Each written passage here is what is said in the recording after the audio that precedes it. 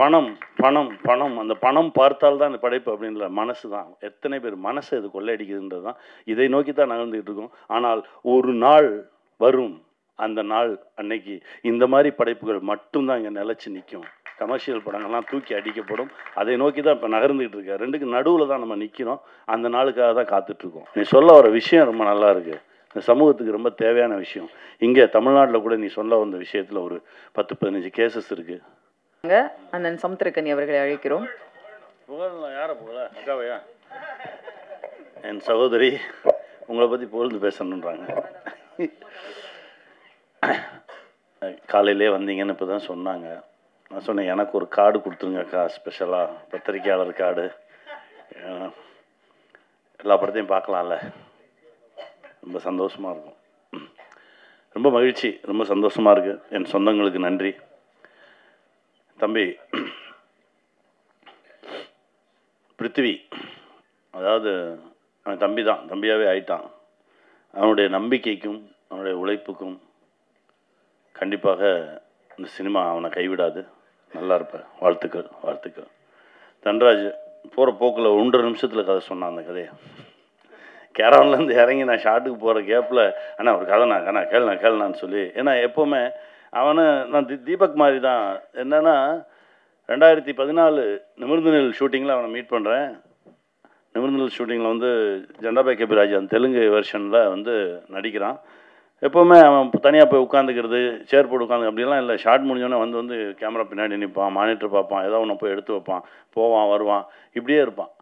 அவன் மேலே ஒரு தனி கவனம் வந்தது, ஒரு ஈர்ப்பு வந்தது. அவனோட பேச ஆரம்பித்தேன், பழக ஆரம்பித்தேன். அதுக்கப்புறம் பார்த்தா அந்த பழக்கம் அப்பப்போ தொடர்ந்துக்கிட்டே இருக்கும். ஏன்னா யாரையா கூப்பிட்டு வருவான், இவனும் அப்படி தான் செய்வான். யாரையா கூப்பிட்டு வந்து அவனுக்குன்னு கேட்க மாட்டான், அந்த அவனை கூப்பிட்டு வந்து காட்டுவான். ஆனால் இவன் நல்லா நடிப்பானே, ஆனால் அவன் படத்தில் என்ன காஸ்டிங் சொல்லி எனக்கு அந்த லிஸ்ட்டு மட்டும் கூட. நிறையா குட்டி குட்டி நடிகர்கள் இருக்காங்கண்ணே, ரொம்ப கஷ்டப்பட்டுக்கிட்டு இருக்காங்க, நான் அந்த லிஸ்ட்டெல்லாம் தரேன், நீ யூஸ் பண்ணுண்ணா அப்படின்னு சொல்லி கொண்டு வந்து ஒரு வாட்டி கொடுத்தான். அப்புறம் திடீர்னு வந்தான், அண்ணா ஒரு கதை கேட்டேன், நல்ல கதை, நீ நடித்தா நல்லாயிருக்கும் அப்படின்னு அந்த டைரக்டரை கூப்பிட்டு வந்தான். விமானம்னு ஒரு படம், அந்த படமெல்லாம் அந்த மாதிரி படம்லாம் கிடைக்கவே கிடைக்காது. அந்த விமானம் கூப்பிட்டு வந்து கேட்க வச்சது அவன் தான். அந்த கதையை கேட்டோம், பிடிச்சிருந்தது, வாடா பண்ணுவோம் அப்படின்னு. அந்த விமானம் ஷூட்டிங்கில் தான் இந்த கதையை, அந்த விமானம் டைரக்டரோட கதை தான் இது, சிவாவோட கதை தான் இது. அந்த 2வது கதையை இவங்களுக்கு ரொம்ப ஒரு மாதிரி, இதுக்கு அடுத்து இந்த கதை பண்ண போகிறோம் அப்படின்னோடனே இந்த கதையை எனக்கு கூட நான் டைரக்ட் பண்ணுறேன் அப்படின்னு சொல்லி வாங்கிட்டு, அப்பா யார் பண்ணுறது அப்படின்னு ஒரு குழப்பம் இருக்கும்போது தான் ஒரு நாள் நான் ஷார்ட்டில் இருந்தேன். வந்தான், அண்ணே ஒரு கதை சொல்கிறேன் கேளேன் அப்படின்னா, டேய் இங்கேருந்து அங்கே வரைக்கும் போகிறதுக்குள்ளே தான் டைம் இருக்குது, இல்லை அதுக்குள்ளே சொல்லிடுறேன்.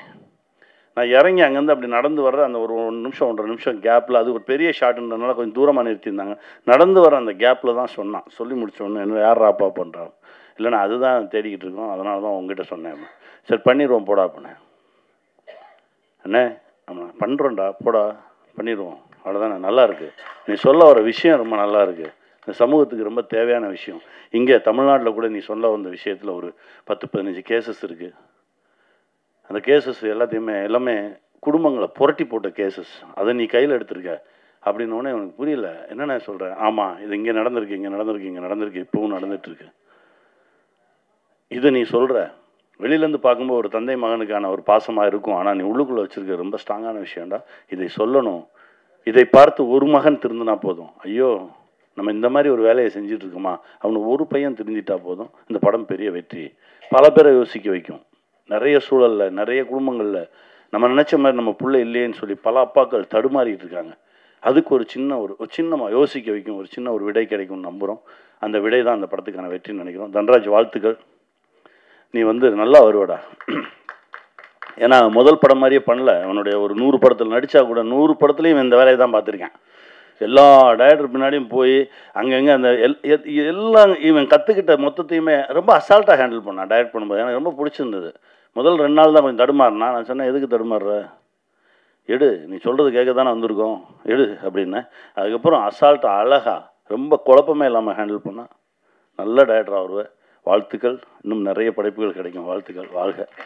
அப்புறம் அம்மா நீங்கள் படத்தில் பார்த்தீங்கன்னா தெரியும், ரொம்ப அதாவது நடிக்கிற மாதிரியே தெரியாது, ரொம்ப ரொம்ப இயல்பாக ஒரு ஆர்டிஸ்ட்டு. ரொம்ப நல்லா இருந்தது அவங்க பேசும்போது, நடித்தப்போ. தமிழ் அவங்களே டப்பிங் பேச சொன்னோம், எல்லாமே அவங்க தானே பேசுனாங்க. ஆமாம் தெலுங்கு நான் தான் பேசினேன். எனக்கு அது ரொம்ப இயல்பாக இருந்தது. என்னென்னா அந்த உயிர் கொடுக்குறது சம்மந்தப்பட்டவங்க பேசினா தான் அது நல்லாயிருக்கும்னு நினைக்கிறேன் நான். அதனால் தெலுங்குலேயும் கொஞ்சம் டைம் எடுத்து இது நானே பேசுகிறேன்னு சொல்லி உட்காந்து பேசணும். நல்லா வந்திருக்கு. அம்மா ஒரு ஒரு நல்ல வரவாக இருக்கும் தமிழ் சினிமாவுக்கு. அம்மா ஒரு பெரிய இடம் கிடைக்கும். வாழ்த்துக்கள். மோக்ஷா ரொம்ப ரொம்ப நல்லா வருவீங்க. உங்களுடைய எனர்ஜி லெவல் ரொம்ப ரொம்ப நிறையா தமிழ் சினிமா உங்களோட கனெக்ட் ஆகும். ரொம்ப நல்லா வருவீங்க. முருகன் சார் சொன்ன மாதிரி அந்த கனெக்ஷன், வாழ்த்துக்கள். அதாவது நல்ல எண்ணம், நண்பன் சொன்ன மாதிரி நல்ல எண்ணம் இருந்தால் போதும். அது இருக்குது நம்மக்கிட்ட. நல்ல மனசு இருந்தால் போதும். எங்கள் அண்ணன் சிவா சொன்ன மாதிரி, ஐயோ ஒரு இடத்துல அடிக்கிறானேன்னா நம்ம போய் திருப்பி அவனை அடித்து அவங்கள காப்பாற்றணுன்ற எண்ணம் இல்லை. ஐயோ அந்த நிகழ்வு நடக்காமல் இருந்தால் போதுமே அப்படின்ற ஒரு எண்ணம் இருக்குது பாருங்களேன். அந்த எண்ணமே அவனை மாற்றும். அப்படி தான் நான் நினைக்கிறேன். ஏன்னா இப்போ நல்லதே செய்ய வேண்டாம், நல்லது நினச்சாலே போதும் அப்படின்ற ஒரு இடத்துல தான் நம்ம எல்லாருமே வாழ்ந்துகிட்டு இருக்கோம். ஆனால் அவ்வளோ வேகம், அவ்வளோ பிஸி.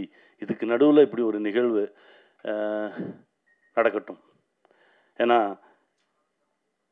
நல்ல படைப்பை ரசிகர்கள் என்றைக்குமே கைவிட்டதில்லை. இருக்கரம் நீட்டி வரவேற்றிருக்காங்க. பணம் பணம் பணம், அந்த பணம் பார்த்தால்தான் இந்த படைப்பு அப்படின்ற மனசு தான். எத்தனை பேர் மனசை இது கொள்ளையடிக்குதுன்றது தான். இதை நோக்கி தான் நகர்ந்துக்கிட்டு இருக்கோம். ஆனால் ஒரு நாள் வரும், அந்த நாள் அன்னைக்கு இந்த மாதிரி படைப்புகள் மட்டும்தான் இங்கே நிலச்சி நிற்கும். கமர்ஷியல் படங்கள்லாம் தூக்கி அடிக்கப்படும். அதை நோக்கி தான் இப்போ நகர்ந்துக்கிட்டு இருக்கேன். ரெண்டுக்கு நடுவில் தான் நம்ம நிற்கிறோம். அந்த நாளுக்காக தான் காத்துட்ருக்கோம். அது வரைக்கும் இதே மாதிரி படைப்புகள் வந்துக்கிட்டே தான் இருக்கும், உழைச்சிக்கிட்டே தான் இருப்போம். அது கமர்ஷியலாக காசு என்றைக்கு வருதுன்றதை கொஞ்சம் பார்ப்போம். அது லாக் இதில் கூட விழலாம், அந்த பிணைப்பு இதில் கூட நடக்கலாம். இந்த பிணைப்பில் இந்த படத்தில் நடக்கலன்னா அடுத்த படத்தில் நடக்கும் அப்படின்னு வெயிட் பண்ணி அதற்கான ஓட்டம் தான் இருக்குமே தவிர என்றைக்குமே தடுமாறி தயங்கியெல்லாம் நின்றவே மாட்டோம். அதை போய் வெல்வது வரைக்கும் போராடுவோம். வெற்றி நமக்கே. வெல்வோம். நன்றி, எல்லோருக்கும் நன்றி. பத்திரமா வீட்டுக்கு போங்க. ரொம்ப டயர்டாக இருப்பீங்க, போயிட்டு வாங்க. ஒரு ஃபோட்டோ எடுத்துக்கோ.